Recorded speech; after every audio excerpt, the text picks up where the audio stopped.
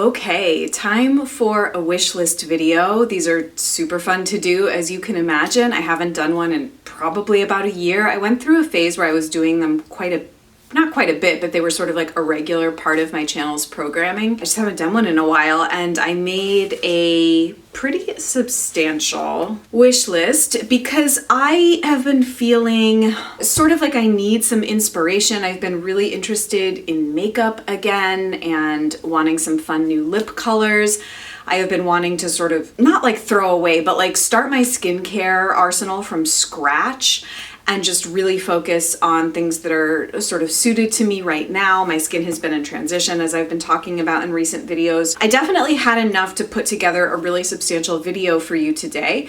The way that I've done these in the past and the way that I'll do this one is I'm just gonna talk through a list of products, and I'll be inserting screenshots so that you have a little bit of visual interest and stimulation throughout this video. These are also very helpful videos to do if you're a content creator, for example, because it helps you refine and be more mindful, I guess, but conscious and discerning about your purchases, which when we have beauty junky tendencies, the way I think a lot of us do, it's very helpful to, I don't know, make lists and think about it for a while, get input. So whatever I talk about today, if you've tried it and loved it, or tried it and been underwhelmed by it, that would be super, super helpful information for me to hear. Why don't we start with skincare, and then I'll move to makeup, and then I think I only have one, like there's a candle that I want off Beauty Habits, so we can talk about that. So in terms of skincare, there are some particular products I like, but I wanted to tell you about the ranges, the skincare ranges that I'm sort of most interested in right now. And this has come from browsing Credo, which is the beauty boutique that's the brick and mortar beauty boutique that's now closest to me and that I have access to. And then just kind of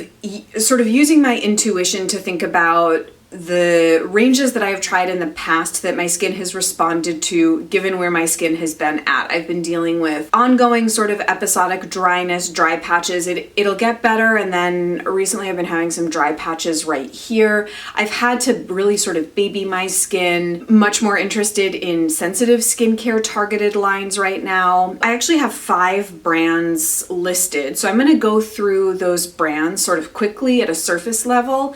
And then I can tell you particular products within the lines that I'm most curious about. And then I have a couple little one-off skincare products. The first brand is Pi, which I've been sort of making mention to in previous videos. They're always a brand that I will recommend people investigate if they have sensitive skin. Jordan Samuel, I guess, would be another line I think is particularly good for sensitive skin, but Pi has just been around for a long time. They have quite an extensive range. They have pretty wide distribution. I've liked pretty much everything I've tried. Because my skin has been drier and more sensitive, it's sort of exactly what I've been wanting. The second is the Parisian brand Patyka.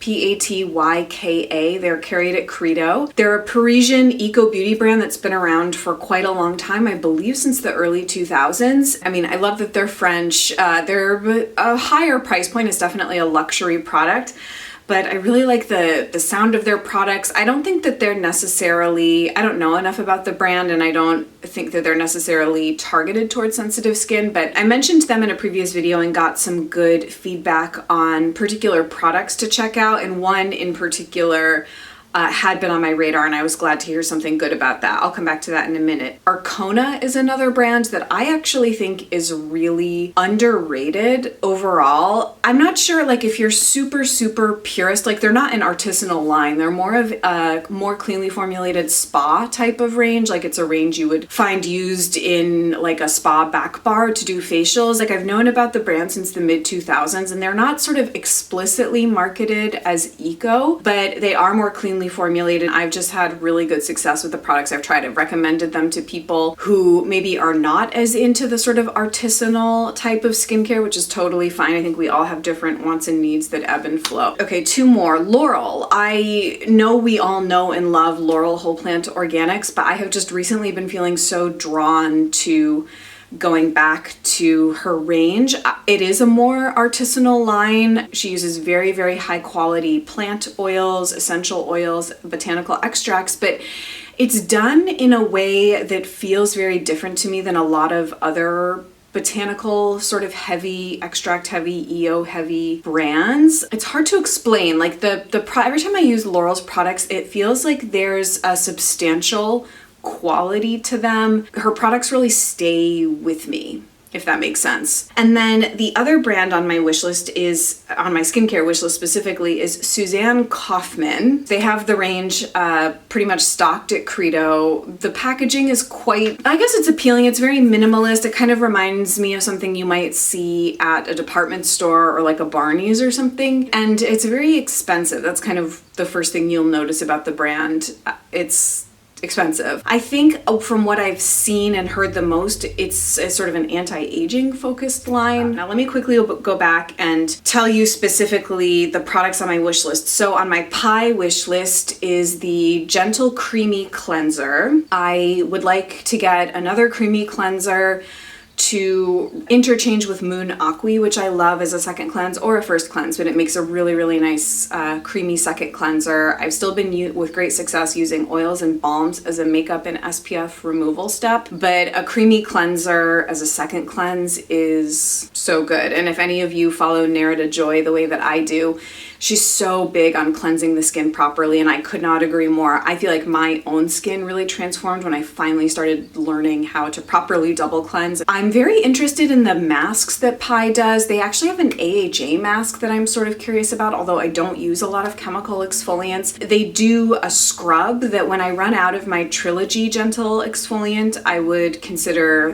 getting the Pi exfoliant. I think it's called like the jojoba bead exfoliator, which is actually the exfoliating agent that the Trilogy physical exfoliant that I have uses. And then they do a version of like a redness, green tinted zinc type of cream targeted towards people with rosacea or inflamed skin, similar to Fit Glow Redness Rescue. But I've heard much better reviews actually about the effectiveness of the Pi redness cream. I essentially used up the Fit Glow Redness Rescue cream, and you will hear my final thoughts on that when I do my Beauty Heroes retrospective, which I know is a ways off. I guess what I'll say here is it's not a product I would repurchase, but I did enjoy using it. So I would just kind of like to try something else in that family of products. In terms of Arcona, I really like them for eye serums. So I'm a huge devotee of the Eye Dew, but they do a peptide eye dew.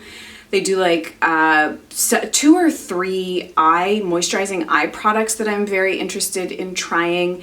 They have a gommage product. Again, when it's time for me to replace my physical exfoliant, I think it's called the cranberry gommage, that I've sort of been lusting for a while. And if I feel like I want to go for another serum type of product, I think that I would like to try, I think they have a product called like Magic White Ice or Magic Ice or something that gets very, very good reviews. In terms of Patika, the main thing on my wish list there is the moisturizing mask. I heard it described in a comment from one of you as the Tata Harper moisturizing mask's little sister. I think it's a little bit less expensive, but supposed to be very effective. I think it behooves all of us to have a moisturizing mask in our skincare cabinets. They're great to use on airplanes or if you're traveling and your skin just needs to be sort of plumped and rehabbed. It's hard to find moisturizing masks that are really effective. Everybody loves that Sicily Black Rose mask, and it's exorbitantly expensive, and I saw no results from it at all. One of the only moisturizing masks I actually have ever seen results with is the Tata Harper one, but it's expensive, and I just haven't been feeling as interested in Tata Harper lately for whatever reason, so I'd like to try this Patika moisturizing mask. From Laurel, I already actually purchased the thing that was on my wish list the most, and it's the Sun Damage Repair Serum. So that is now my nightly serum. I'm not interchanging with anything at night. It's the only thing I'm using in the evenings, and I'm so happy with it. It is literally as good as I remember it. It's such a fantastic product. So in terms of other Laurel products, I mean, what wouldn't I like to try really from her line or have in my life? But I think the thing most on my wish list are one of her 2 body oils. I've tried both. She has a before and after sun oil and a California body oil. And I think if I do decide to purchase one, it's going to be the before and after sun oil that's just super, super beautiful. And from Suzanne Coffman, I actually am not sure if I have anything specific, maybe a cleanser. There was something very intriguing on the Suzanne Coffman Instagram page recently. So I don't know if you can see that. It's this post. It's the Pollution Skin Defense System. It's like a 3-week or a month supply of daily serums. Each day is supposed to sort of build on the next and sort of re-nutrify your skin, if you will. It's very expensive. When I saw the price quote, I mean, it's like hundreds of dollars, you know. These videos that I make are aspirational. Something like this I think would be fascinating to try, and really I'm just curious about the line in general. The next time I'm in Credo, I might go ask for some sort of targeted advice, like what are the top 2 or 3 products you would recommend for what I'm looking for with my skin right now. I have a few other little skincare one-off things I could mention. I actually did an Instagram post when I was trying to decide what face oil I wanted to buy next. I should have said too, the Pi Bioregenerate Rosehip Seed Oil. It's not even really on my wish list, it's on my shopping list. It's a product I'm going to buy soon. I guess the other 2 face oils on my wish list are the Sapphire Facial Moisturizer from the brand Isun. I have sampled some of their stuff. Like a few years ago, a friend sent me a couple things to try, and I was actually quite impressed. The Sapphire Face Oil was actually the oil that Kate Bosworth talked about in the Lisa Eldridge tutorial that came out, I think, within the last year. I think that video created a big run on this product and it had been sold out for a while. It is now available, it looks like, on Beauty Habit. My interest was sort of piqued, I guess, after hearing that rave and other good things about it. And then there's a face oil called Le Prunier. I learned about this face oil from the Breaking Beauty podcast. It sort of reminds me of like a Vintner's Daughter type of product. It's a 1 oil range. It's handmade in Northern California. The premise is that it's, I believe, 2 sisters who grew up, I don't know if they grew up, but I think they did. They grew up on a plum farm or something. I forget the whole story. I was on an airplane when I was listening to this podcast, but apparently this oil made a big splash at some recent beauty expo, and it's a blend of 6 or 7 different varietals of oil pressed from the kernel of heirloom plums, I think, which sounds like an episode of Portlandia or something, but it's supposed to smell very good, like marzipan-like, you know, be very, very high in antioxidants. Think something like the Skin Owl Maki Berry drops or the beloved RIP Mangosteen drops. What I have heard, though, from people that have used it, it seems to be on people's wish lists. I think people are sort of attracted to the branding and the story behind it. People that have actually used it seem to be a little bit underwhelmed, not really noticing a lot. And I try and give products the benefit of the doubt. Like sometimes you don't always see a really visible result. I think especially with antioxidant sorts of products, because they're more focused, I think, on giving your skin nutrition and sort of building it from the inside out, and things that maybe we can't necessarily see immediately. Yeah, it sounds like it might be a little bit underwhelming in actual performance, but I'm still curious about it. Okay, let's transition on to makeup. I think that that's enough skincare chat. Kosis Violet Fury. Should this be on my wish list? I have one Kosis lipstick. I have Kosis Dark Room. I got it, I've had it for probably 2 years, maybe even more, like right when the brand kind of first came out. I liked it for a while. I wore it solidly for like a fall winter season, and then I kind of got over it. I found the packaging to be too bulky. I found the formula to start settling into my lip lines, and then I just started feeling more attracted to my matte lip color formulas, and Kosis is definitely it's pigmented, but it is a little bit creamier type of formula. However, something about this Violet Fury lipstick just seems highly appealing and could be a really good fall beauty purchase. But we'll see. Like, do I really want that bulky packaging? I mean, that's an issue for me. I don't love the packaging of the Kosis lipsticks. I prefer something that's slimmer and a little bit more portable, but I have heard good things about it, and the color seems right up my alley. Staying in the vein of lip color, I'm very interested in 2 Eco Liquid lipstick formulas, the Cloven Hollow liquid lipsticks, which they have on display at Lena Rose Beauty, it's like part boutique, part eco aesthetics practice in Chicago, which I've been going to for pedicures, and I did get a facial there, very much enjoyed it. And the Cloven Hollow liquid lipsticks look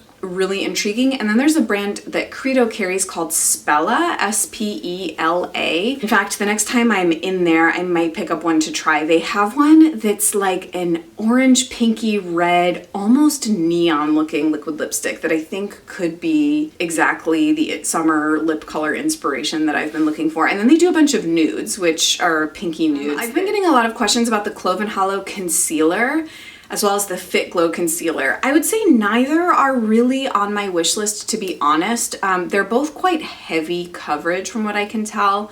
I mean, I haven't sampled the Fit Glow, but I have heard that. And I have tested the Cloven Hollow Concealer on my hand. And it reminds me of a type of concealer where I can just sort of tell from having it on the back of my hand that it's gonna look a little powdery. It's hard to describe. Kind of how the Well People concealer was on me. I could detect the pigment on my skin. Is almost like those very saturated concealers, like high pigment concealers that, you know, have good coverage. I can detect it like on my skin, and it's not as seamless of a blend as like I guess I don't know if it's technically a water-based concealer, but a creamier, more lightweight concealer like the Becca Aqua Luminous is my personal preference in a concealer formula. Why? Like, this drives me crazy when my hair does this. Oh, annoying. I desperately need a hair trim too. I'm like starting to fall apart in this video, like obsessing about dumb stuff. Yeah, I haven't tried either one. Maybe I will if I ever do a concealer lineup video. I promise that by this fall I will have my foundation lineup video coming. I'm still prepping for that. I'm about to do a giveaway on Instagram that's in line with the foundation lineup stuff. So if you're not following me on Instagram, I'm just at Lamour La Musique. I am in the market for some sort of new cheek color, and I'm not sure what that should be. I'm not sure if it will be one of the Jillian Dempsey lid tints. I've sort of had RMS Beloved on my radar, but also thinking that that might be a little too similar to RMS Sacred, which I have. But I would kind of like, and I mean, it doesn't even necessarily have to be a cream product. Like, I would totally go for a powdered blush. I just find investing in colored products for the face are very difficult for me because I'm sort of very finicky about them. RMS Sacred for the spring and summer and RMS Diabolique for fall and winter have just been my staple cheek color, cream cheek colors for the last like 4 or 5 years, and it's been hard for me to find something that stands up to those, I guess, and how much I like those, but I am in the market for something new. I'm just kind of looking for new cheek color inspiration. I need a new cream bronzer. I am almost out of my Sorry, let me silence my phone. I am almost out of my old formula Well People Bio Bronzer, so I always have the option of getting the Well People Bio Bronzer again, but in the new formula. The thing I think that's most on my wish list though is the Care Wise Dazzling Bronzer. I have heard some good feedback from viewers about that. It sounds like it might be more similar to something like the RMS Buriti bronzer, which I go in and out of phases of liking. I don't think the Vapor Cream Bronzer is a good enough option for me. I don't think it's pigmented enough. I have just been perusing sites to look at their cream bronzer selection, and it's sort of limited. So if you have other cream bronzer products that you could recommend to me, please let me know. I already have plenty of powder products. Like, I really like the Studio 78 powdered bronzer. I would like a new summer nail polish color. I really decluttered my nail polishes. I actually did a video about that that's on Patreon it was like a bonus video for the whole community on there. I almost halved my nail polish collection, but now I'm in that phase where I'm like, oh, I don't want to really paint them red again. I don't really want to do pink again. Like, I need a little new inspiration. If you want to tell me your favorite summer nail polish shade, preferably in an eco formula like Isla 10/10, Cure Bazaar, those are some of my favorites. Please tell me. I'm not really one for funky, weird colors. Like, I don't really want to do yellow on my nails. I don't really want to do teal. I already have a really pretty lavender. I'm thinking more like something bright and fun, like I don't know, like a watermelon type of color, or I don't know. I'm feeling really uninspired with nail stuff lately, so just kind of like something new and fun. Okay, one last eco makeup item on my wish list is I think it's going to be the Care Wise Brown eye pencil. I've been going through a thing with eye kohls lately. I really like the Gillian Dempsey eye kohl that I have in that aubergine shade. Gillian Dempsey also does like a cocoa chocolate brown eye pencil that I would be very happy with, but I kind of would like to try the Care Weiss eye pencils. I've heard they're pretty good. I don't think they're the most pigmented pencils in the eco makeup market, but I have heard good things about them. I don't really have like a deep chocolate eye pencil. I have the Au Naturel Cocoa eye pencil, which I like. I'm really interested in doing more upper lash line kohl work, which sounds like so crazy to say that out loud, but that's what I'm interested in doing. And then using a dark brown shadow like from the NARS Cordura duo that I just got, or I've always had Care Weiss Earthy Calm shadow on my wish list. So I just have visions of doing like smudgy kohl liner. All right, now let me power through these non-eco beauty makeup items that have been appealing to me. The first that was on my wish list I have actually subsequently purchased, so you will see it in an upcoming Get Ready With Me or something, but it's the Chantecaille Just Skin. this is a product I've wanted for 5, 6, 7 years. It was very popular with beauty YouTubers back in the day. I just kind of always wanted it. I did a scan of the ingredients. It's an SPF 15 product, but it's all physical sunscreen. If a product contains a chemical sunscreen, that is a deal breaker for me. So I was happy to see that it didn't. It's not eco, but the ingredients actually really aren't that bad in my opinion, or for my cost benefit analysis. It's a total splurge. It's expensive, but it's just been the summer of like dewy, glowy base for me. I just wanted to try it. I bit the bullet. I do also have the Cogan Doe Foundation on my wish list, although it's more of it's not really a realistic, some of the things I'm talking about today are more shopping list than wish list, I guess. The Cogan Doe Foundation really is more of like a true wish list item. I don't have any real intention of purchasing it soon, at least if my skin would sort of normalize and be able to take foundation again. It could just be the seasons, and maybe once we get into fall and winter, my skin will be happier with that heavier coverage. But this summer, it's really just been about really lightweight tinted moisturizers, and my skin has not wanted any foundation on it at all. So the Cogan Doe Foundation, and then I was just listening to another beauty podcast, Full Coverage. They were interviewing Monica Blunder, and she was talking about how much she loves the Clé de Peau foundation, and Clé de Peau and Cogan Doe were her two like favorite foundations. Clé de Peau is a brand I've never purchased from, but would love to. They seem extremely beautiful. I would say those two foundations are on my radar, but again, I'm not a foundation wearer on a regular basis. I'm very, very curious about these Surratt Beauty lid lacquers. I love the look of glossy lids, wet looking lids, because I really feel like a lid lacquer glossy lid look really works with my natural eyelid consistency or appearance. I have oily eyelids. To try and mattify them, it's similar to like if you have naturally textured hair and you want to wear it straight, you're kind of like fighting your natural hair texture. With a glossy lid look, I'm like, oh, I'm working with like my natural lid oils. I've really liked the Gillian Dempsey I Do, which is super, super easy to use. The Surratt lid lacquers, they come in a little compact, so they're like a pressed cream. It's like a cream eyeshadow, but I believe the formula is a little different than a cream eyeshadow. I imagine it to be perhaps heavier, slicker. Like to me, a lacquer implies like a glossy coating, whereas a cream eyeshadow to me implies something that is sort of melds with the skin a little bit more. So the color range looks really interesting. There's some neutrals, there's some bolder colors.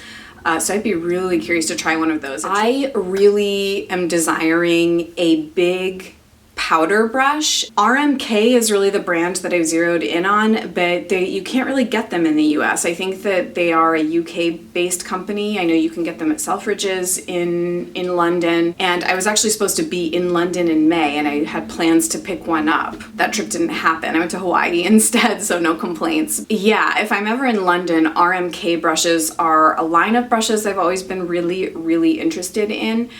There obviously are options here that I could buy that are US based, but I don't know, for the price and the quality, I get the sense that RMK is a really smart investment. Like, Surratt looks like he makes some beautiful brushes, but they're really exorbitantly expensive, like $200, $250 for a brush. I can't stomach that right now anyway. And then I do have an expensive candle on my wish list. Let me see if I can bring it up on the Beauty Habit site. Beauty Habit has the most beautiful, luxurious selection of luxury candles, in my opinion. They have a lot of eco and non-eco options depending on your preference. I actually did order the Neom Organics Reed Diffuser that I had talked about on Instagram, so I'll let you know how I like that. Okay, so of all the candles that Beauty Habit carries that I want, the one highest on my list is the Mexico 1531 candle. The details are described. Love the air you breathe. The Mexico 1531 fragrance weaves damask, also known as Castilian rose, with the cool mineral scent of soil. It is a fresh blend with incredible depth that is neither masculine nor feminine. And then there's just a really like beautiful story about the candle. It's made from natural coconut wax. It's 9 ounces, 60 hours of burn time. The packaging looks beautiful, like I have to have it. Stores that burn the Mexico 1531 candle report that it has literally drawn people in off the street, and many loyal customers claim it is their go-to candle when they want to feel grounded and calm. That's gonna do it for today's video. I hope you enjoyed hearing about all of my product musings and lustings. Also, just feel free to tell me what's on your wish list, what you think I might like. I'm just always open to researching and learning about new products. I learn a lot from you guys with every video that I post, so thank you so much. Feel free to hop over to Patreon if you would like to support L'Amour et la Musique and gain access to lots of bonus content. And now my blood sugar is dropping, so it's time to go eat a snack and start editing this so you can see it this weekend, and I will look forward to seeing you guys in another video really soon. Bye.